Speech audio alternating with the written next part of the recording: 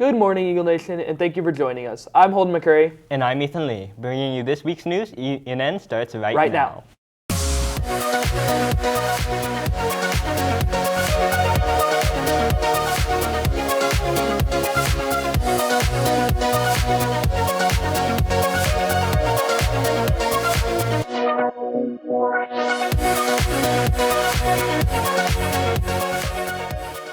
Welcome back, Eagle Nation, and thank you for joining us again here at Studio 301. Today is Tuesday, May 20th.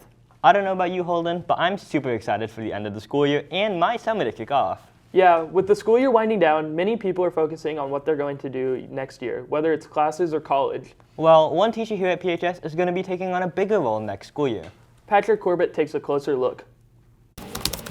One teacher at PHS is getting ready to take the next step in his education career. I've been teaching now for 8 years. Started teaching in Dallas ISD. It was my first year, working with Algebra 1 star students. It was a really tough year, but I learned a lot from it and grew a lot. Mr. Andrus will begin the next school year as an assistant principal, a decision he says he was encouraged to make by those around him. I've had a lot of people encourage me to consider administration.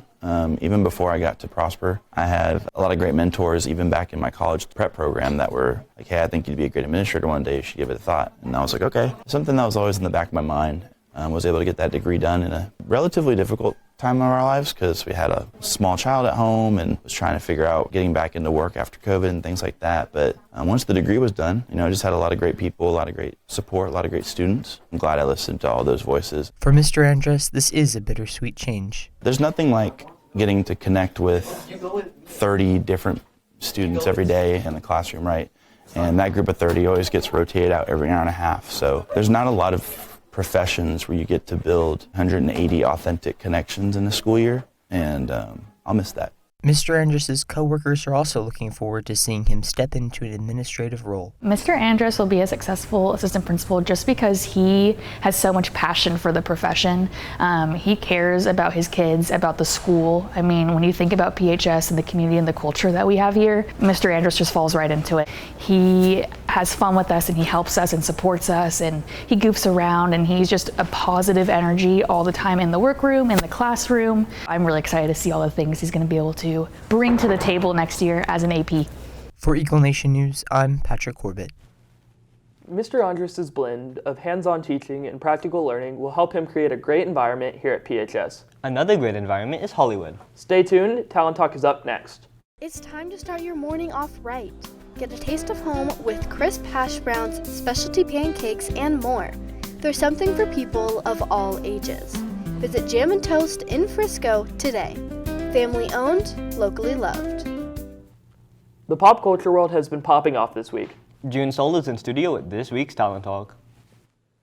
Thank you. To start things off, the new Final Destination movie came out last week and it had a really big opening weekend with $51 million in ticket sales domestically and $102 million internationally. But if Final Destination sounds a little too dramatic, don't worry, as the Disney classic Lilo & Stitch is coming to theaters as live action this Friday. Many critics who got to see the movie early have praised it very much, saying it's the best live action Disney remake yet. Now staying into pop music, the Eurovision ended this weekend, and Austria has taken the win this year with JJ's Wasted Love, which earned 436 points, 79 more points than Israel's New Day Will Rise. This will be Austria's third time winning in the Eurovision, and the juries loved the song, as 258 of those points came from the jury, with the other 178 coming from the public. What do you guys think? I didn't even know that Eurovision was going on, but congratulations to Austria. I'm really excited for the new Lilo & Stitch movie, and it will definitely be watching it. Yeah, me too. I'm really looking forward to seeing it because it looks really interesting. Something else that's interesting is Miss Trujillo's story. Hannah Nelson takes a closer look at a future principal. Leadership is shifting at Prosper High School as Mr. Jones passes the torch to Miss Trujillo.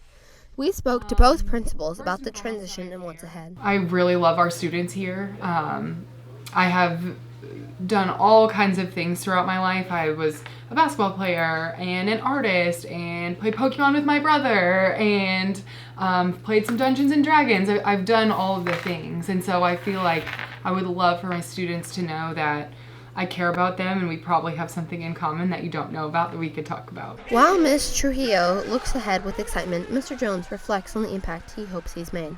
I hope the 3 years that I was principal here, the kids can look back and think that they enjoyed high school and they were successful at Prosper High School based upon the things we did here for them. And if that happens, then the 3 years that I spent here have been fantastic. As she steps into the role, Miss Trujillo shares her connection to the Prosper community. I love Prosper High School. I mean, I live and breathe and bleed green. Mr. Jones, too, expresses gratitude for the place he's called home. I have loved every day that I've worked here. This has been the best job I have ever had. I can't imagine enjoying my day-to-day job more than I enjoyed it here at Prosper High School. And as he gets ready to say goodbye, he leaves us with one final message. Go Eagles. Reporting for Eagle Nation News, I'm Hannah Nelson. It's sad to see Mr. Jones go, but hiring Miss Trujillo as the new principal was a real home run for the school. Speaking of home runs, game time is up next. Here we go!